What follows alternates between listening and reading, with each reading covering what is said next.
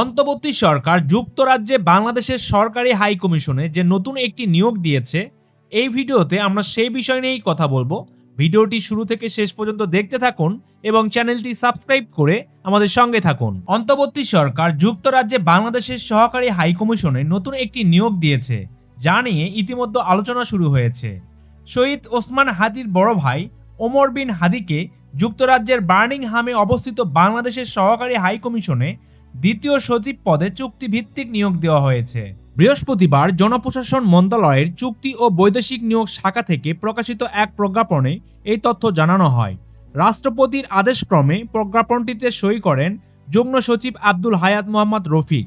প্রজ্ঞাপনে বলা হয়েছে, যোগদানের তারিখ থেকে 3 বছর মেয়াদে এই চুক্তিভিত্তিক নিয়োগ কার্যকর থাকবে। এ সময় অন্য যে কোনো পেশা, ব্যবসা কিংবা সরকারি বেসরকারি প্রতিষ্ঠানের সঙ্গে কর্মসম্পর্ক পরিত্যাগ করতে হবে। নিয়োগের অন্যান্য শর্ত চুক্তিপত্রের মাধ্যমে নির্ধারিত হবেও বলে উল্লেখ করা হয়েছে। প্রজ্ঞাপনে স্পষ্টভাবে বলা হয়, জনস্বার্থে এই আদেশ জারি করা হয়েছে। সম্মানিত ভিউয়ার্স, ভিডিওটি শেষ করছি। তবে এই নিয়োগকে কেন্দ্র করে রাজনৈতিক অঙ্গনে নতুন কোনো প্রতিক্রিয়া আসবে কিনা এই বিষয়ে আপনার মতামত কি? অবশ্যই ভিডিওর নিচে কমেন্ট করে জানাবেন। ভিডিওটি ভালো লাগলে একটি লাইক দিয়ে সবার সাথে শেয়ার করবেন এবং আমাদের চ্যানেলটি সাবস্ক্রাইব করে আমাদের সঙ্গেই থাকবেন। ধন্যবাদ।